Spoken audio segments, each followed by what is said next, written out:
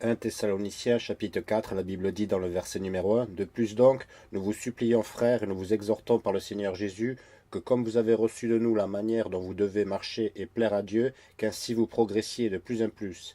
Car vous savez quel commandement nous vous avons donné par le Seigneur Jésus. Car c'est ici la volonté de Dieu, votre sanctification, c'est-à-dire que vous vous absteniez de la fornication. » Maintenant, il est dit ici au verset numéro 1, « Vous avez reçu de nous la manière dont vous devez marcher et plaire à Dieu. » Dans le verset 2, il est dit, « Vous savez quel commandement nous vous avons donné par le Seigneur Jésus. » Puis au verset 3, « Car c'est ici la volonté de Dieu, votre sanctification, c'est-à-dire que vous vous absteniez de la fornication. » Un grand nombre de fois, quand les gens parlent de la volonté de Dieu, ils en parlent comme d'une chose mystérieuse où ils recherchent la volonté de Dieu et ils prient et ils essayent de comprendre ce que Dieu veut qu'ils fassent. Mais honnêtement, quand vous étudiez la Bible, nous savons assez bien ce que nous devons faire en tant que chrétiens, 99% du temps. Et les gens vont faire un mystère de quelque chose qui est en fait révélé dans les Écritures. La Bible dit, « Vous savez quel commandement nous vous avons donné par le Seigneur Jésus-Christ. Car c'est ici la volonté de Dieu, votre sanctification, c'est-à-dire que vous absteniez de la fornication. » Vous voyez, si vous suivez les commandements de la Bible et obéissez à tout dans la parole de Dieu, alors vous êtes dans la volonté de Dieu. Lorsque vous n'obéissez pas aux commandements de Dieu et quand vous n'obéissez pas aux Écritures, vous n'êtes pas dans la volonté de Dieu. C'est vraiment aussi simple que cela. Maintenant, beaucoup de fois, quand les gens recherchent la volonté de Dieu, ils cherchent à connaître les choses sur des localisations spécifiques, par exemple. Ou des gens, ils diront, je suis à la recherche de la volonté de Dieu concernant où vivre, où commencer une église, que faire pour vivre, qui épouser. Mais en réalité, beaucoup de ces choses sont en fait des choix que Dieu nous a laissés. La Bible dit dans l'Ecclésiaste, « Crains Dieu et garde ses commandements, car c'est là tout le devoir de l'homme. » Une fois que vous avez obéi à tout ce que la Bible vous dit de faire, qui est l'ensemble de votre devoir, vous avez terminé.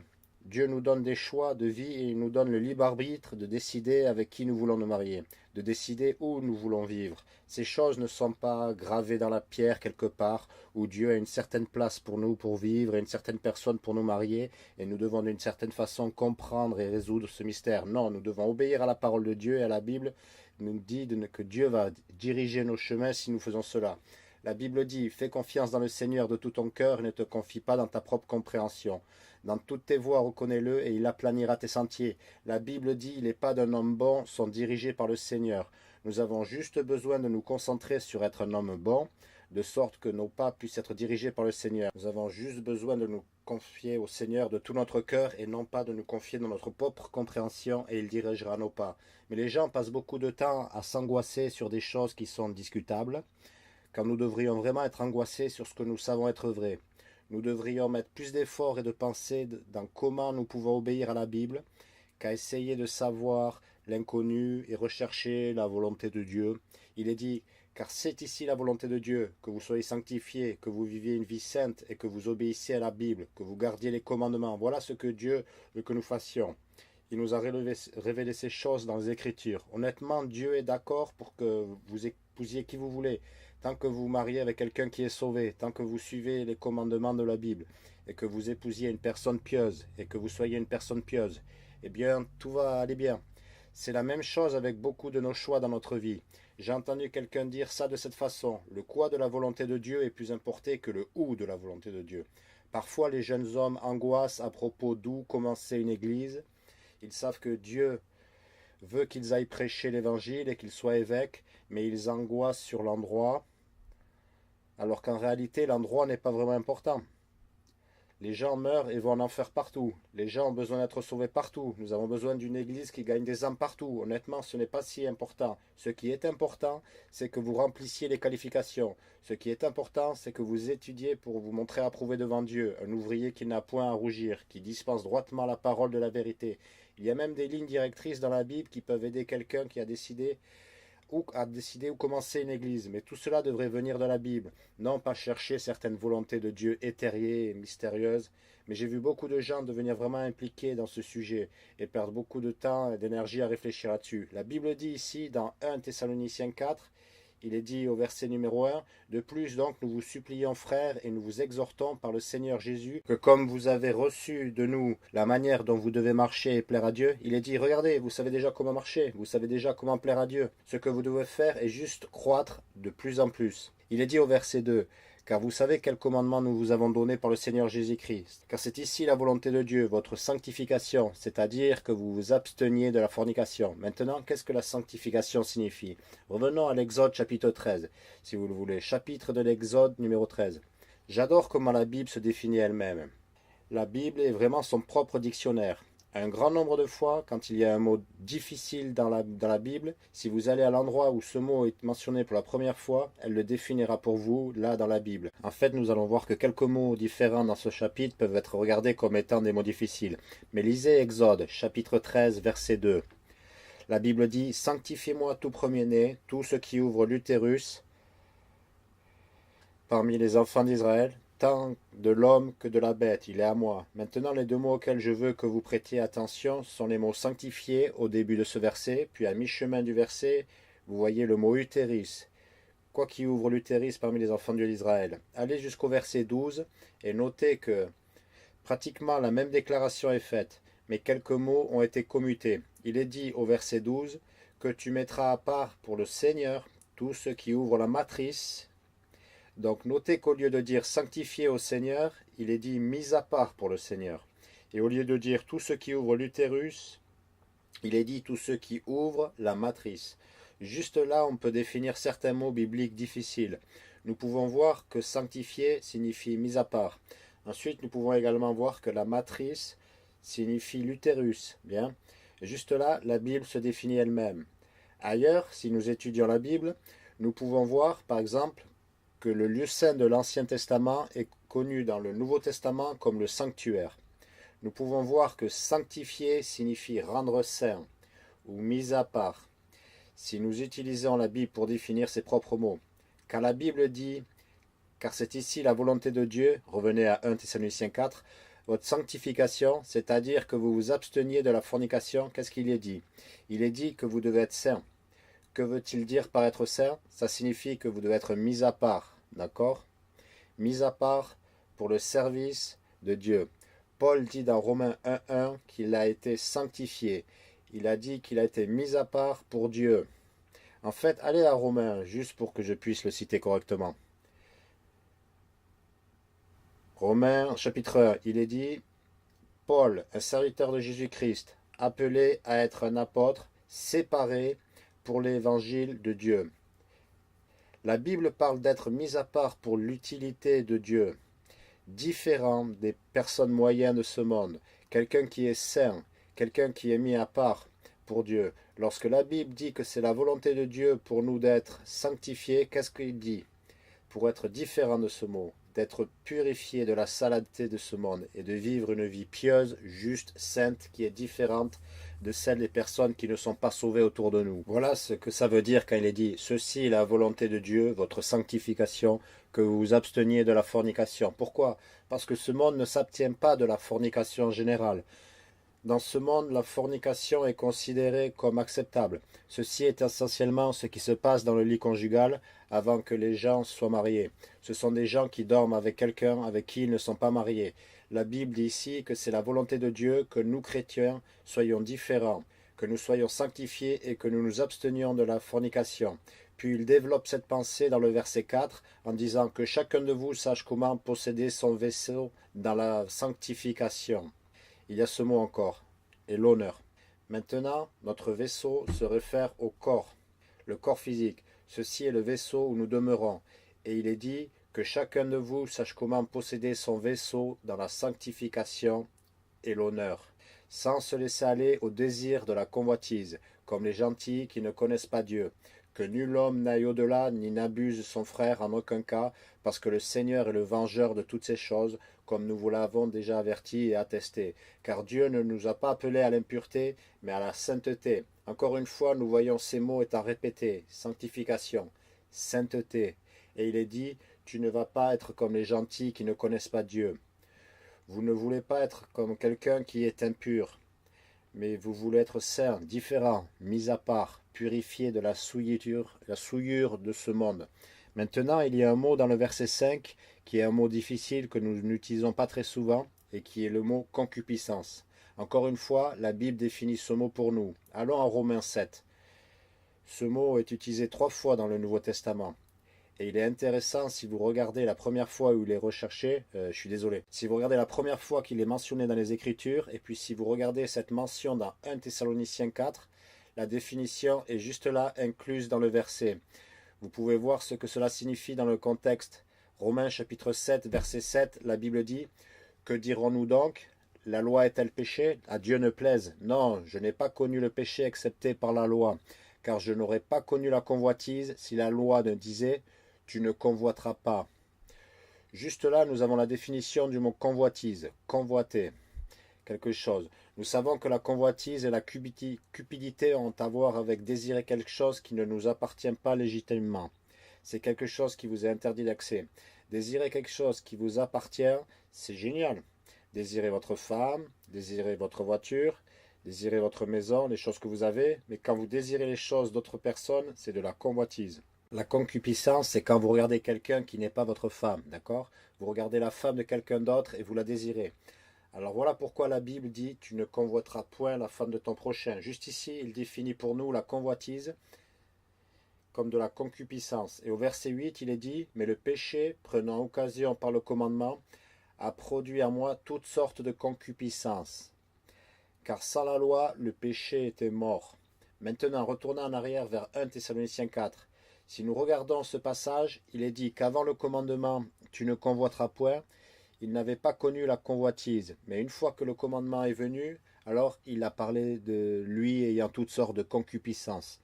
Nous voyons que la concupiscence et la convoitise, si nous regardons ces deux versets ensemble, nous voyons qu'ils sont utilisés de manière interchangeable.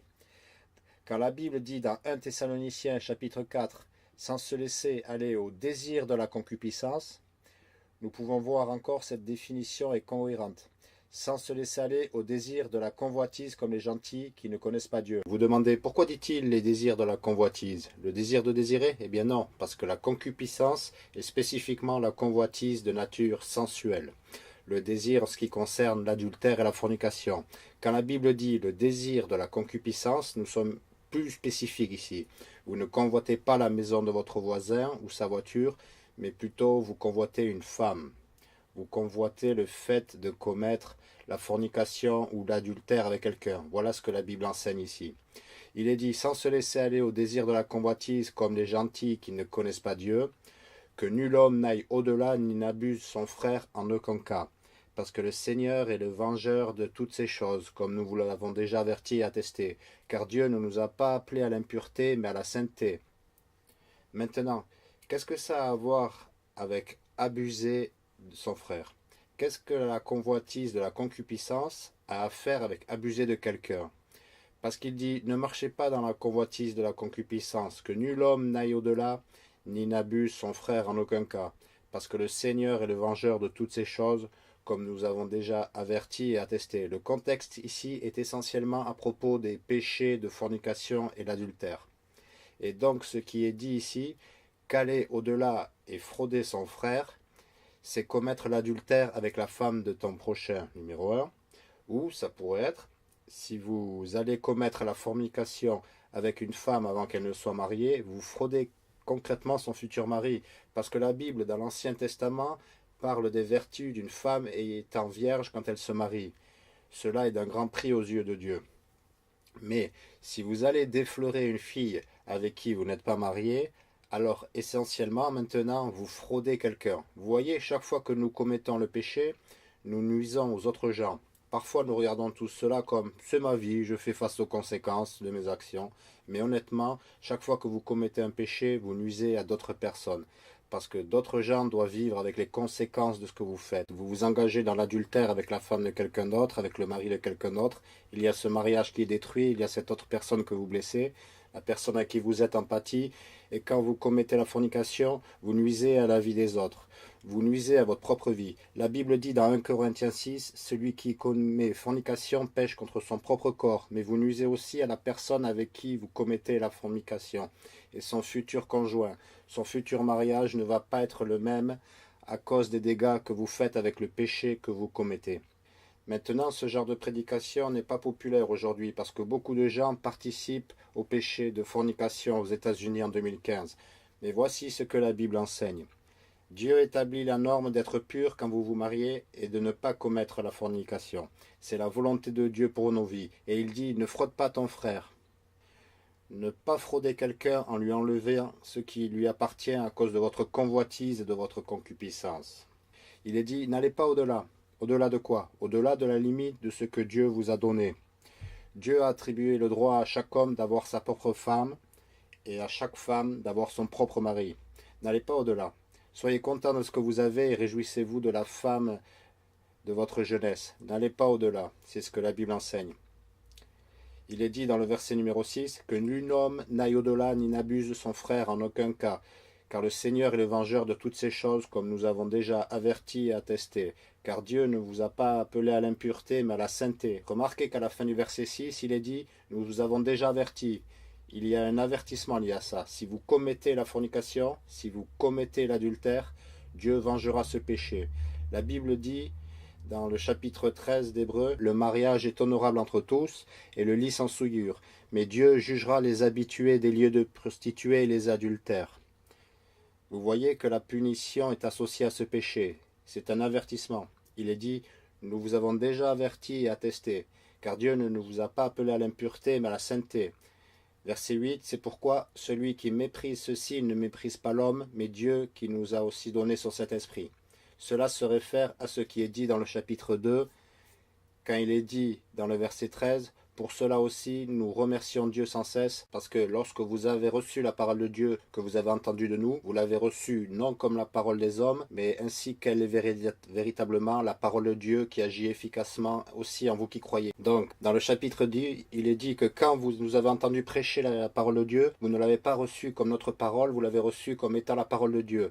C'était la parole de Dieu. Voilà pourquoi ici il est dit, celui donc qui la rejette, ne rejette pas l'homme mais Dieu. Il est dit que si cette prédication vous enrage, lorsque le prédicateur va durement contre la fornication, va durement contre l'adultère, il est dit que vous ne méprisez pas l'homme, vous ne méprisez pas le prédicateur, vous méprisez Dieu. Beaucoup de gens veulent tuer le messager. Ils deviennent vraiment fous quand un prédicateur se lève et prêche durement contre le péché et dénonce le péché. Et ils essayent de les appeler haineux et méchants. Mais honnêtement, un prédicateur amène juste avec fidélité la parole de Dieu, et beaucoup de fois, la Bible est dure. Beaucoup de fois, la Bible est rude. La Bible utilise un langage fort. Pourquoi? Parce que Dieu est en train de nous envoyer un message fort, que nous ne disposons pas le droit de vivre une vie irreligieuse, mauvaise, impure, et il exige notre sanctification. Il veut que nous gardions notre corps comme le temple du Saint-Esprit, et que nous le gardions de l'impureté, et de ne pas frauder d'autres personnes, de leurs femmes, et de ce qu'ils méritent, et d'être juste contents avec les choses que nous avons. Nous sommes censés garder notre corps et honorer notre corps, et non faire de notre corps les membres d'une prostituée, comme il est dit dans 1 Corinthiens 6, mais plutôt être sanctifiés et mis à part. Vous dites, eh bien, tout le monde le fait, mais Dieu dit, soyez différents, soyez saints, je suis saint. Dieu dit, vous devez être saints. Voilà ce que la Bible enseigne ici, quand il est dit, celui qui méprise ceci ne méprise pas l'homme, mais Dieu. Ne vous fâchez pas après le prédicateur, c'est Dieu qui nous dit ces choses. Il est dit au verset 8, qui nous a aussi donné son Saint-Esprit. Verset 9, mais quant à l'amour fraternel, vous n'avez pas besoin que je vous écrive, car vous-même êtes enseignés de Dieu à vous aimer l'un l'autre. Et en effet, vous le faites envers tous les frères qui sont dans toute la Macédoine. Mais nous vous supplions, frères, que vous croissiez de plus en plus. Ici, il les félicite d'être une église très aimante. Il dit que vous n'avez même pas besoin que je prenne le temps de vous dire de vous aimer les uns les autres, parce que vous êtes déjà un tel bon exemple de l'amour de Dieu. Et vous l'avez déjà démontré, l'amour. Mais il est dit, augmentez encore. Vous faites beaucoup, continuez à faire ce que vous faites et augmentez-le encore et encore. Ensuite, il est dit au verset 11, et que vous étudiez à vivre paisiblement, à vous occuper de vos propres affaires et à travailler de vos propres mains, comme nous vous l'avons déjà commandé, afin que vous marchiez honnêtement envers ceux de dehors et afin que vous n'ayez besoin de rien. Maintenant, ceci est un autre thème sur lequel les livres de 1 et 2 Thessaloniciens reviennent encore et encore. Vous voyez, Paul avait été à cette église et il savait dans quel domaine ils étaient forts et les choses qu'ils avaient besoin de travailler. Il savait qu'ils étaient une église très aimante, mais il ressent le besoin de vraiment les mettre en garde contre la fornication. Il leur parle aussi constamment des des persécutions, des tribulations et des choses que nous allons endurer. En tant que chrétiens, il leur parle beaucoup à propos de la prophétie biblique. Mais un autre thème qui revient dans 1 et 2 Thessaloniciens est cette idée de travailler dur et d'être un bon travailleur. Maintenant, retournez à 2 Thessaloniciens chapitre 3. Regardez ce que dit la Bible au verset 10. Car aussi, lorsque nous étions avec vous, nous vous recommandions ceci, que si quelqu'un ne veut pas travailler, il ne doit pas non plus manger.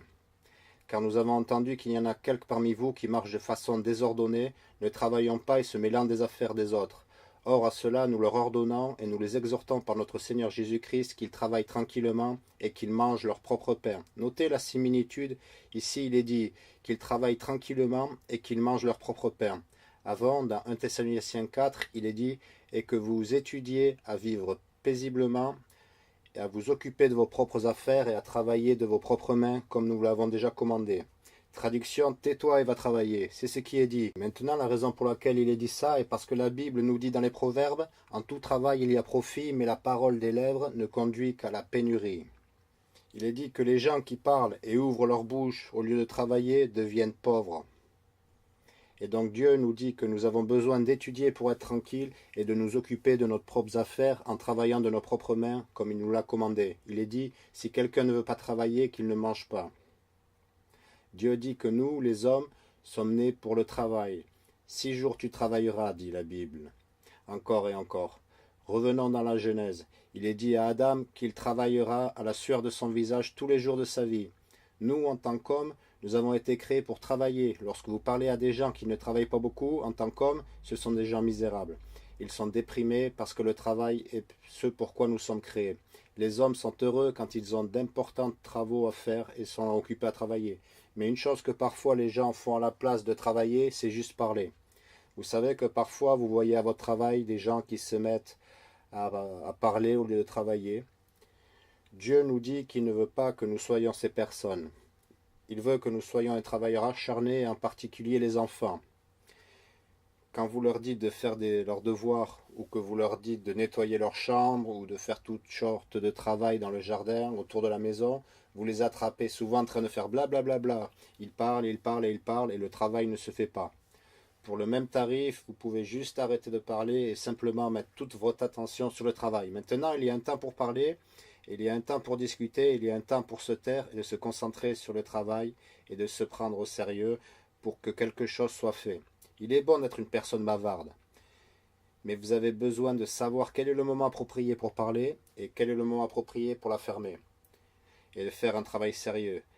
Ces personnes à Thessalonique avaient évidemment un problème dans ce domaine, car il est dit « Je vous l'ai déjà dit quand j'étais là », puis il leur écrit une lettre à ce sujet, puis il revient les visiter à nouveau et il leur dit de nouveau. Puis il leur écrit une deuxième lettre à ce sujet.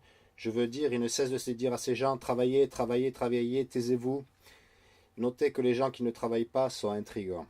Et que font les intrigants? Parler de tout. La Bible dit, ne travaillant pas du tout et se mêlant des affaires des autres. Ils parlent des problèmes des gens et ils s'occupent des affaires des autres.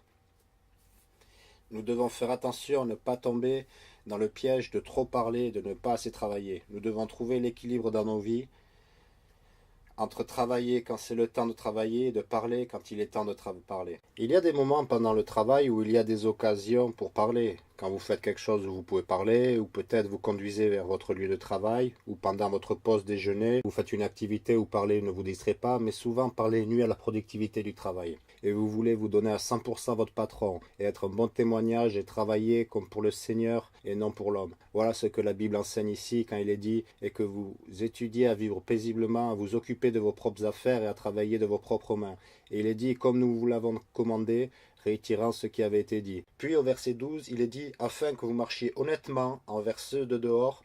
Qu'est-ce que ça veut dire? Les gens qui sont en dehors de l'église, que vous vous conduisiez honnêtement, que vous leur soyez un bon témoignage, qu'ils voient votre travail et qu'ils en soient impressionnés et qu'ils ne vous regardent pas comme le pire travailleur ou comme quelqu'un qui est toujours à emprunter de l'argent à tout le monde et à prendre tous les cadeaux possibles. Ils voient que vous êtes un travailleur acharné, qui travaille dur, qui peut se prendre en main et qui peut même être généreux avec les gens. Voilà le genre de témoignage que nous voulons avoir en tant que chrétiens, afin que vous marchiez honnêtement envers ceux de dehors, qu'il ne vous voie pas comme étant malhonnêtes, au lieu de travailler dur pour notre argent, et que nous ne puissions manquer de rien, que nous ayons la nourriture et les vêtements que Dieu a pour nous. Vous voyez, Dieu a promis de suppléer à tous nos besoins selon sa richesse, avec gloire et en Jésus-Christ. Mais cela ne signifie pas que si vous n'allez pas travailler, il va tout simplement suppléer à vos besoins. Même si vous n'allez pas travailler. Pourquoi? Parce que la Bible dit, si un homme ne travaille pas, qu'il ne mange pas non plus. Dieu a promis de nous fournir de la nourriture. Mais cela ne signifie pas que nous ne sommes pas supposés aller travailler et gagner de l'argent pour notre nourriture. Vous voyez, Dieu nous attend que nous fassions notre part. Et puis il va prendre soin de nous à partir de là. Mais si nous sommes paresseux et ne faisons pas notre part, il n'est pas obligé de nourrir quelqu'un qui est paresseux et ne travaille pas. Nous avons déjà parlé du fait que Dieu nous donne un choix sur qui nous allons épouser. Et Dieu nous dit que les femmes peuvent épouser qui elles veulent. Seulement dans le Seigneur, vous savez. Et nous avons le choix. Et nous ne sommes pas obligés, à moins que vous soyez dans un pays ou quelque chose où il vous force à un mariage organisé, mais ce n'est pas un enseignement biblique. La Bible nous enseigne que les gens devraient être en mesure de choisir leur propre conjoint. Mais il y a certains critères pour le choix. Je ne vais pas entrer là-dedans, c'est en dehors du sujet de ce serment que d'aller dans les critères du choix d'une épouse ou du choix d'un mari. Mais ce qui me fait exploser, c'est quand les gens ont cette attitude de « j'attends que le Seigneur m'amène une femme ». Cela me fait toujours exploser, parce que c'est comme dire « eh bien j'attends après le Seigneur pour la nourriture ». Vous n'allez pas éplucher les offres d'emploi, vous n'allez pas frapper aux portes. « Oh, j'attends que Dieu me donne un travail ». Non, juste parce que Dieu a dit que la femme prudente vient du Seigneur, juste parce que Dieu a dit qu'il va subvenir à nos besoins et nous donner la nourriture et le vêtement, cela ne suffit pas simplement de s'asseoir et juste attendre que tout cela vienne à vous. Non, c'est votre travail en tant qu'homme d'aller trouver une femme. Il est de votre devoir de sortir et de travailler et de mettre de la nourriture sur la table. Et vous savez, cette chose de « eh bien, je vais juste m'asseoir et attendre après Dieu, juste attendre que ça arrive », ouais. Eh bien, bonne chance. Rendez-vous dans 10 ans lorsque vous serez toujours célibataire. C'est vrai. Et ce qui me fait exploser aussi est quand quelqu'un va rester là et essentiellement dire « oh, je vais épouser cette femme divorcée ». Et vous leur dites « eh bien, la Bible dit que ça, c'est de l'adultère ». Voilà ce qu'ils disent. « Eh bien, je vais être célibataire tout le reste de la vie, parce qu'elle est la seule personne que je peux trouver. Il y a 7 milliards de personnes dans le monde. La moitié d'entre elles sont des femmes. Ce serait comme si Adam et Ève avaient dit « eh bien, c'est le seul arbre dont je peux manger, l'arbre qui m'interdit ». Cela n'a pas de sens, messieurs. Il y a toutes sortes de poissons dans la mer. Nous vivons simplement dans une société qui est si smartphone et Internet que fondamentalement, ils ne peuvent plus agir socialement avec les gens et tout simplement rencontrer des gens organiquement. Je veux dire qu'ils ne peuvent pas tout simplement parler et rencontrer des gens, aller vers les gens parce qu'ils ont tellement l'habitude d'envoyer des SMS ou quelque chose comme ça qu'ils ne peuvent pas aller parler et rencontrer des gens. Il y a beaucoup de gens dehors à rencontrer. Oh, chaque fille dans ma région est impie. Quoi? Écoutez, il y a 7000 hommes qui n'ont pas plié le genou devant Baal. Je suis sûr qu'il y a aussi 7000 femmes aussi qui n'ont pas plié le genou devant Baal. Vous avez juste besoin de les trouver. Quoi qu'il en soit, cela n'a rien à voir avec le serment. Mais de toute façon, retournons à 1 Thessaloniciens chapitre 4. Il est dit dans le verset 13, « Mes frères, je ne veux pas que vous soyez dans l'ignorance au sujet de ceux qui dorment, afin que vous ne soyez pas tristes, c'est-à-dire comme les autres qui n'ont pas d'espérance. Car si nous croyons que Jésus-Christ est mort et est ressuscité, de même aussi ceux qui dorment en Jésus, Dieu les ramènera avec lui. » Ici, il en arrive à certaines choses au sujet de la prophétie biblique sur la fin des temps. Et il leur explique dans le contexte des personnes qu'ils ont perdues, des proches qui sont partis pour être avec le Seigneur. Il est dit, « Mes frères, je ne veux pas que vous soyez dans l'ignorance. » Frères, donc il parle à des gens sauvés ici, au sujet de ceux qui dorment, afin que vous ne soyez pas tristes, c'est-à-dire comme les autres qui n'ont pas d'espérance. Maintenant, ceux qui sont endormis sont ceux qui sont morts. Parce que si vous remarquez à la fin du verset 14, où il est dit « Ceux qui dorment en Jésus », c'est le même groupe que lorsque la Bible dit, à la fin du verset 16, « Les morts en Christ ressusciteront les premiers ». Donc ceux qui dorment en Jésus sont les morts en Christ. Maintenant, quand la Bible dit qu'ils sont endormis, la Bible parle de leur corps. La Bible parle dans le livre de Daniel que ceux qui dorment dans la poussière de la terre se lèveront. Ça parle de leur corps. Nous savons que quand une personne meurt, leur âme va directement au ciel. Vous dites, où dans la Bible est-il dit cela? Eh bien, l'apôtre Paul dit, j'ai le désir de déloger et d'être avec Christ, ce qui est beaucoup mieux. Il a dit, pour moi, vivre, c'est Christ, et mourir, c'est un gain. Pourquoi était-ce un gain pour lui de mourir? Parce qu'il partirait pour être avec le Christ. Il a dit dans 2 Corinthiens, désolé, il a dit dans 2 Corinthiens 5, être absent du corps et être présent avec le Seigneur. Il a dit, nous sommes confiants et prêts plutôt d'être absent du corps et d'être présent avec le Seigneur. Nous voyons aussi dans l'Apocalypse que lorsque le 5e sceau est ouvert, dans Apocalypse chapitre 6, que les âmes de ceux qui avaient été décapités pour le témoignage de Jésus sont là-haut dans le ciel, disant « Combien de temps, Seigneur saint et véritable, tardes-tu à juger et à tirer vengeance de ceux qui habitent sur la terre ?» Ils sont très conscients, très éveillés, et ils disent « Combien de temps devrons-nous attendre, Seigneur, jusqu'à ce que vous jugiez ?» Ils sont là en attente. Le corps est endormi. Cette doctrine du sommeil de l'âme, des témoins de Jéhovah et des adventistes du 7e jour est une fausse doctrine. Le sommeil en Jésus parle du corps. C'est très clair également dans ce passage parce que la Bible le dit ici. Vous dites, eh bien je ne suis toujours pas convaincu. Ok, écoutez ce que dit la Bible au verset 14. Car si nous croyons que Jésus est mort et ressuscité de même aussi ceux qui dorment en Jésus-Christ, Dieu les ramènera avec lui. Eh bien d'où Dieu vient-il? Du ciel. Donc il les ramènera avec lui d'où ça? Du ciel. Les endormis en Jésus, ces personnes, leur âme est dans le ciel. Voilà pourquoi il est dit, les morts en Christ ressusciteront les premiers, c'est le corps, et il les ramènera avec lui, c'est l'âme. Donc ils sont à 2 endroits différents, parce que quand un chrétien meurt, son corps ne va pas au ciel, son corps reste, nous l'enterrons. L'âme va au ciel immédiatement. Mais une personne qui n'est pas sauvée, son corps reste. L'âme va en enfer. Plus tard, il y a une résurrection de la vie. Cet événement ici, où le corps et l'âme sont réunis, et le corps est modifié en un clin d'œil et un nouveau corps glorieux. Puis, plus tard, il y a une résurrection à la damnation, comme la Bible l'appelle, où effectivement les non-sauvés sont ressuscités physiquement, et puis leur âme et leur corps sont jetés dans les temps de feu pour l'éternité. Mais ce qui est intéressant à propos de ce passage, c'est que c'est aussi une grande preuve de la divinité de Jésus-Christ. C'est une autre grande preuve que Jésus est Dieu. Vous voyez, tout au long du Nouveau Testament, la Bible se réfère souvent à Jésus comme Dieu. Par exemple, dans Hébreux 1,8, il est dit « Mais au Fils, il est dit « Ton trône, ô Dieu, est à toujours et à jamais. Un sceptre de droiture est le sceptre de ton royaume. » La Bible dit, et sans contredit, le mystère de la piété est grand. Dieu a été manifesté dans la chair, justifié en esprit, vu des anges, prêché aux gentils, cru dans le monde et reçu en gloire. Tout ça parle de Dieu.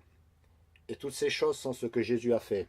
Tout au long du Nouveau Testament, Jésus est appelé le Seigneur ou il est appelé Dieu. Voilà pourquoi Thomas est tombé devant lui quand il a vu la marque des clous dans ses mains. Il a dit « Mon Seigneur et mon Dieu ». Et qu'est-ce que Jésus a dit à Thomas? « Heureux es-tu, Thomas, parce que tu as cru. Tu as vu et tu as cru. Mais bienheureux sont ceux qui n'ont pas vu et qui ont cru. » Il ne l'a pas corrigé quand il l'appelait mon Seigneur et mon Dieu, parce que c'est ce qu'il était. Mais cela appelle aussi Jésus Dieu, parce que lisez ce qui est dit au verset 14. Car si nous croyons que Jésus est mort et est ressuscité, de même aussi ceux qui dorment en Jésus, Dieu les ramènera avec lui. Car nous vous disons ceci dans la parole du Seigneur, que nous qui sommes vivants et qui demeurons jusqu'à la venue du Seigneur, nous ne précéderons pas ceux qui dorment. Vous voyez dans ce passage, chaque fois qu'il parle de Jésus-Christ venant sur les nuées, et quand il parle de lui descendant avec le son d'une trompette, ça se réfère uniquement à lui, que dans ce passage comme Dieu ou le Seigneur chaque fois. Mais bien sûr, nous savons que c'est Jésus en raison du fait que dans Matthieu 24, il est dit « Le Fils de l'homme viendra dans les nuages avec les sons de la trompette. » Et ainsi de suite. La même personne est appelée le Fils de l'homme, Dieu et le Seigneur. C'est Jésus. Ça dit ici que Dieu va les ramener avec lui au verset 15. Car nous disons ceci par la parole du Seigneur, que nous qui sommes vivants et qui demeurons jusqu'à la venue du Seigneur, maintenant, encore une fois, je ne soulignerai jamais assez cet événement connu sous le nom d'enlèvement, quand les croyants sont pris dans les nuages pour être avec le Seigneur en l'air, pour être avec Christ. Cet événement est connu comme la venue du Seigneur. Ceci est la seconde venue de Jésus-Christ. L'événement dans Apocalypse 19 n'est jamais désigné comme la seconde venue de Jésus-Christ. C'est dénommé l'Armageddon, qui est un événement différent. La seconde venue est Christ venant dans les nuages. Les gens vont dire, eh bien, il n'a pas touché le sol. Ce n'est pas vos affaires. Si la Bible appelle cela la venue, c'est la venue. Eh bien, ça ne correspond pas à mes critères. Personne ne vous a rien demandé. S'il vient dans les nuages et les sons des trompettes et rassemble les croyants, et s'il veut appeler cela la seconde venue, alors je vais l'appeler la seconde venue. Vous dites, eh bien, il ne dit pas la seconde. Bon d'accord, mais c'est la seconde. Parce que la première fois était à Bethléem, venue numéro un, c'est là la venue numéro 2. Il n'y a pas de venue 1 et demi, d'accord? Je réponds toujours aux gens quand ils disent, eh bien, ce n'est pas la seconde venue. Je dis, niez-vous que Jésus est venu la première fois? Je veux dire que c'est la seule façon pour vous de ne pas appeler cela la seconde venue. Eh bien, vous jouez simplement sur les mots. Non, il joue sur les mots pour essayer de tordre les Écritures, pour enseigner un enlèvement qui vient avant la tribulation, ce qui n'est pas ce que la Bible enseigne, nulle part. Y compris dans ce passage. Il n'y a pas de tribulation dans ce passage. En fait, dans le chapitre 5, Dieu va nous donner très clairement le moment de l'enlèvement. Et c'est après la tribulation. En fait, le moment donné dans 1 Thessaloniciens chapitre 5 est exactement le même que le calendrier que nous trouvons dans Matthieu 24, Marc 13 et Luc 21. Vous voyez, dans le chapitre 5, verset 1, il est dit « Mais en ce qui concerne les temps et les saisons, frères, vous n'avez pas besoin que je vous écrive. » Et il va parler de ces temps. Vous voyez, dans 1 Thessaloniciens 4, il n'y a aucune mention de la date de quand cela aura lieu. Il n'y a aucune mention de la synchronisation, il n'y a aucune mention de quand cela se passe. Puis dans le chapitre 5, il aborde le sujet de ce moment. Mais beaucoup de gens arrêtent simplement la lecture à la fin du chapitre 4. Ils ne vont pas au chapitre 5 où il est établi le calendrier. Ici, dans le chapitre 4, continuons à lire, il est dit au verset 15, « Car nous vous disons ceci par la parole du Seigneur, que nous qui sommes vivants et qui demeurons jusqu'à la venue du Seigneur, nous ne précéderons pas ceux qui dorment. » Maintenant, précéder signifie venir avant. Pré signifie avant. Et céder, qui vient du mot latin cedere, qui signifie venir, précéder, signifie venir avant. Il est dit, nous ne précéderons pas ceux qui dorment, car le Seigneur lui-même descendra du ciel avec un cri, avec la voix de l'archange et avec la trompette de Dieu, et les morts en Christ ressusciteront les premiers. Notez qu'il est dit, nous qui sommes vivants et qui demeurons, nous ne précéderons pas ceux qui dorment. On ne va pas venir avant eux. Pourquoi? Parce que les morts en Christ ressusciteront premièrement. Donc la Bible est vraiment claire sur le timing ici. Tout d'abord, les morts en Christ sont ressuscités. Ensuite, nous qui sommes vivants et qui serons restés, nous serons tous ensemble enlevés avec eux dans les nuages, à la rencontre du Seigneur dans les airs, et ainsi nous serons toujours avec le Seigneur. C'est pourquoi consolez-vous les uns les autres par ces paroles. Maintenant, la chose intéressante ici est que dans ce passage, à peu près chaque verset mentionne le cher disparu.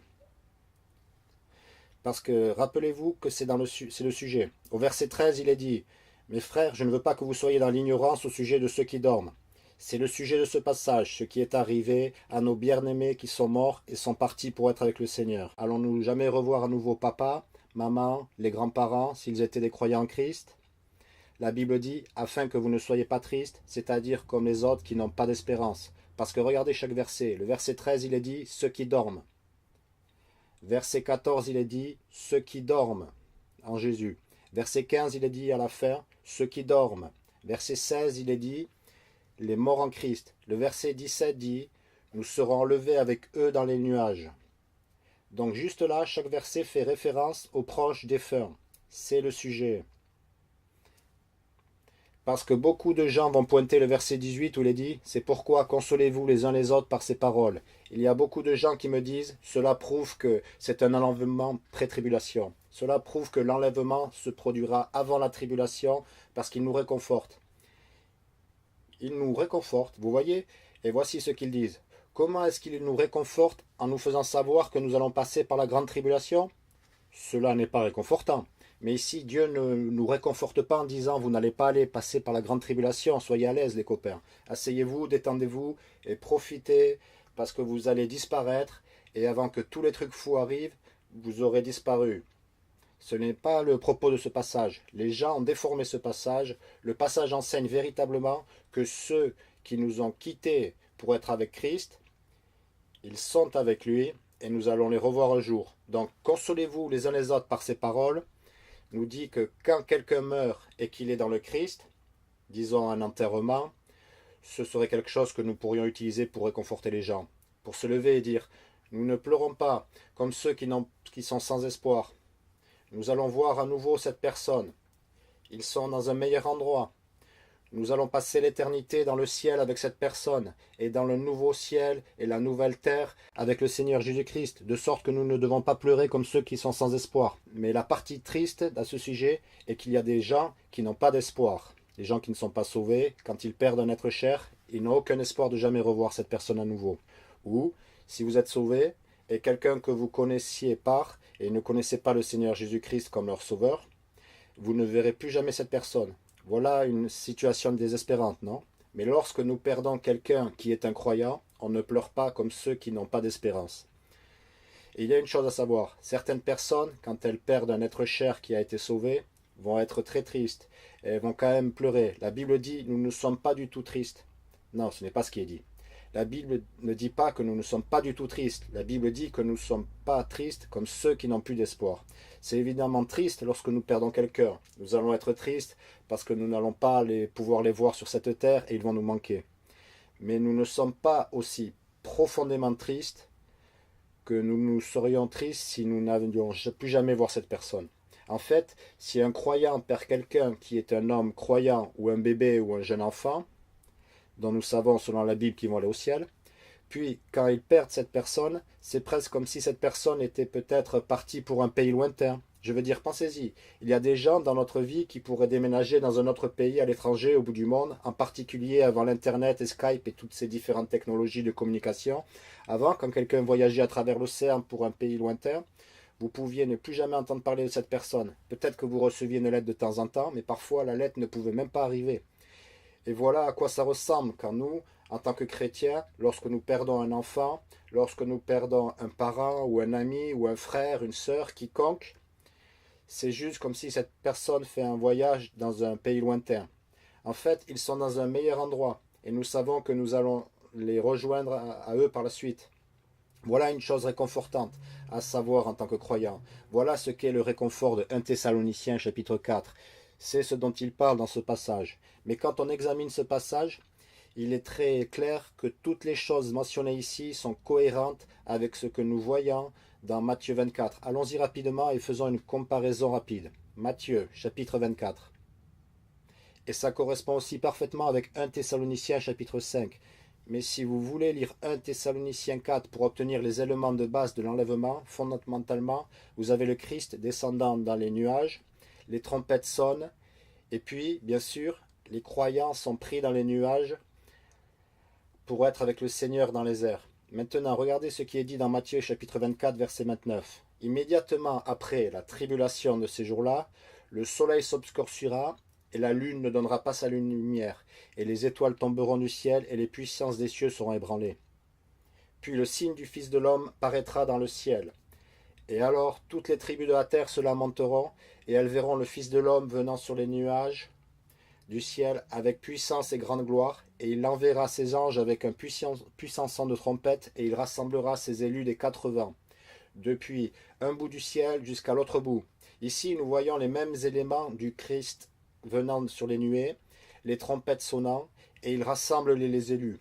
C'est clairement le même événement, surtout quand vous voyez les mêmes choses sont mentionnées dans 1 Thessaloniciens 5, quand il parle du jour du Seigneur, que nous savons être associés avec le soleil et la lune étant obscurcis. Alors ici, dans Matthieu 24, qu'est-ce que nous avons? Le soleil et la lune étant assombris, ce sont clairement les mêmes événements. Christ vient dans les nuages, les trompettes sonnent, puis les élus, ce qui signifie les sauvés, sont rassemblés. La Bible dit, ils rassembleront ces élus des 4 vents. Les 4 vents se réfèrent aux 4 directions d'une boussole, nord, sud, est, ouest. Fondamentalement, ça veut dire les rassembler de partout. Et puis il est dit, depuis un bout du ciel jusqu'à l'autre bout. Maintenant, beaucoup de gens ne veulent pas accepter que ce soit l'enlèvement parce qu'ils ne peuvent pas accrocher à ces mots au début du verset 29, immédiatement après la tribulation. Vous leur demandez, mais pourquoi n'est-ce pas l'enlèvement? Oh, parce que c'est après la tribulation. Et nous savons que l'enlèvement n'est pas après la tribulation. Et comment savons-nous ça? Eh bien, 1 Thessaloniciens 4, est-ce que 1 Thessaloniciens 4 dit quelque chose avant la tribulation? Il n'y a rien de tel. En réalité, ils forment juste une idée préconçue qui est en fait un mensonge, que l'enlèvement se produit avant la tribulation. Puis quand ils lisent cela, ils disent juste, eh bien, cela ne peut être l'enlèvement parce que c'est après. Mais ce qui est drôle, c'est qu'ils vont souvent citer les versets qui sont plus bas, où il est dit au verset 40, Alors 2 hommes seront dans un champ, l'un sera pris et l'autre laissé. 2 femmes seront occupées à moudre au moulin, l'une sera prise et l'autre laissée. Veillez donc, car vous ne savez pas à quelle heure votre Seigneur vient. C'est drôle parce qu'ils aiment citer ça pour vous dire, il peut venir à tout moment. Il y a 1 minute, ce passage n'avait rien à voir avec l'enlèvement, mais quand ça parle de venir à tout moment, dans leur esprit, c'est comme, oh oui, ça c'est l'enlèvement. Mais c'est le même passage, c'est la même histoire. Vous voyez, il n'est nulle part enseigné qu'il ne peut venir à tout moment. Juste parce que nous ne savons pas le jour ni l'heure ne signifie pas qu'il peut venir à tout moment. Lisons le verset 36. Or, quant à ce jour et à l'heure, personne ne le sait, non pas même les anges du ciel, mais mon Père seulement. Mais la question est, quel jour et quelle heure? S'il est dit, mais de ce jour et de l'heure, il fait référence à ce quoi il vient juste de parler. De quel jour et quelle heure est-ce? Christ venant sur les nuages, les trompettes sonnent, et les élus étant renseignés. De ce jour et de cette heure, personne ne le sait. Nous ne connaissons pas le jour ni l'heure de l'enlèvement, mais nous savons que c'est après la tribulation, parce qu'il vient de terminer en le disant. Ce serait comme si je disais, eh bien, je vais faire un voyage, et je vais revenir après l'été. Mais je ne vais pas vous dire à quel jour ou à quelle heure je serai de retour. Attendez-vous à mon retour, parce que je vais revenir quelque temps après l'été, et vous n'allez pas savoir quand ça sera. Soyez juste prêts. Donc devrais-je dire en juillet, il vient aujourd'hui? Il peut venir aujourd'hui? Ça n'aurait pas de sens, n'est-ce pas? Il nous a dit que c'est après l'été, d'accord? Donc c'est la même chose avec cela. Nous ne savons ni le jour ni l'heure, mais nous savons que c'est après la tribulation. En fait, nous savons que c'est immédiatement après la tribulation. D'accord? Parce que la Bible est très claire à ce sujet dans ce passage et dans d'autres passages. Cet enseignement est partout dans la Bible. Mais j'ai aussi entendu des gens, dans leur zèle, pour essayer d'enseigner, ce n'est pas l'enlèvement, qui vont regarder le verset 31, où à la fin il est dit, depuis un bout du ciel jusqu'à l'autre bout. J'ai entendu des gens dire littéralement, oh, il déplace juste des personnes d'un bout du ciel jusqu'à l'autre. Parce que le ciel, c'est où Dieu habite. D'accord? Maintenant, lisez Marc 13, car il est évident que cette déclaration, depuis un bout du ciel jusqu'à l'autre, est juste une façon de parler quand vous pensez à comment, si vous regardez depuis l'extérieur, d'accord, et si vous voyez le ciel de plus haut, vous avez l'horizon d'un côté et vous avez l'horizon de l'autre côté. D'un bout du ciel à l'autre bout revient à dire partout, toute la terre. Voilà ce qui est dit. Et si nous regardons Marc 13, cette interprétation s'effondre, cette téléportation d'un bout du ciel à l'autre, d'accord? Regardez ce que dit la Bible dans Marc 13, verset 24. Mais en ces jours-là, après cette tribulation, le soleil sera obscurci et la lune ne donnera pas sa lumière. Et les étoiles du ciel tomberont et les puissances du ciel seront ébranlées. Et alors on verra le Fils de l'homme venant dans les nuages avec grande puissance et gloire. Et alors il enverra ses anges et il rassemblera ses élus des 4 vents, depuis la partie la plus éloignée de la terre jusqu'à la partie la plus éloignée du ciel. Donc ici, il nous donne une version légèrement différente de la parole qui signifie la même chose.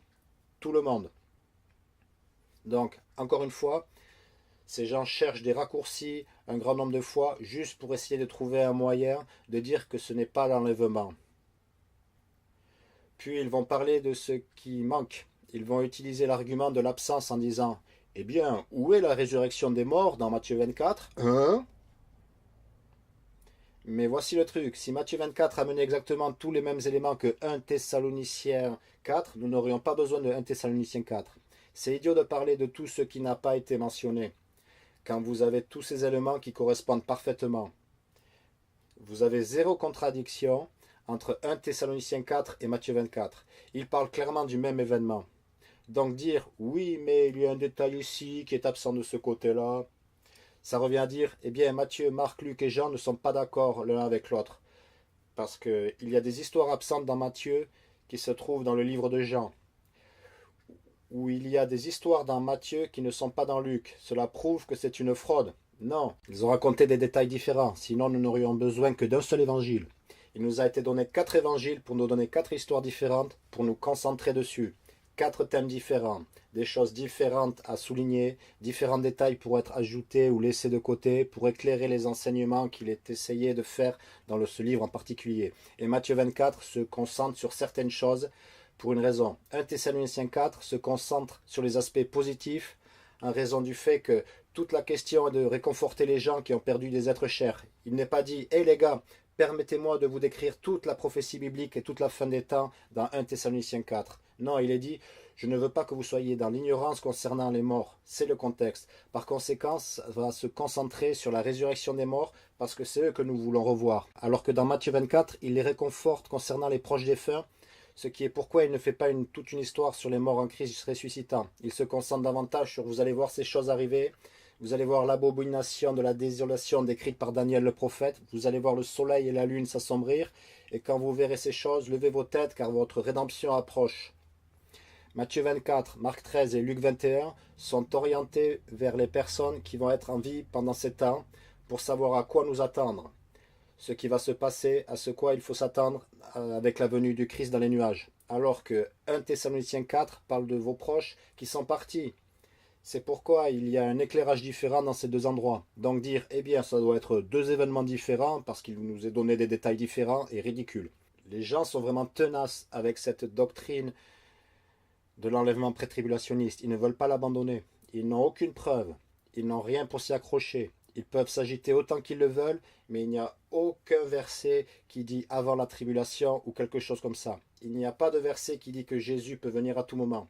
Il y a des versets qui disent que nous ne connaissons pas le jour ni l'heure. Il y a des versets qui disent que nous attendons son retour. Mais vous savez quoi, la Bible parle beaucoup d'attendre des choses qui sont encore plus loin dans le futur, comme nous l'avons déjà vu ces dernières semaines. Baissons nos têtes et ayons un mot de prière. Père, nous vous remercions tellement, Seigneur, pour ce chapitre clair, pour votre parole qui nous dit comment vivre saintement, comment connaître votre volonté, Seigneur, en étudiant la Bible et en suivant vos commandements, en s'abstenant de la fornication, en étant saint, Seigneur. Merci pour le réconfort concernant ceux que nous avons perdus et que nous ne pleurions pas comme ceux qui n'ont pas d'espoir. Père, je prie pour que nous étudions tous, pour nous montrer approuver, étudier, être tranquilles, nous occuper de nos propres affaires, Seigneur. Aidez-nous à travailler dur et vivre pieusement une vie propre qui vous honorera et vous glorifiera jusqu'à ce jour-là où vous reviendrez dans les nuages pour nous.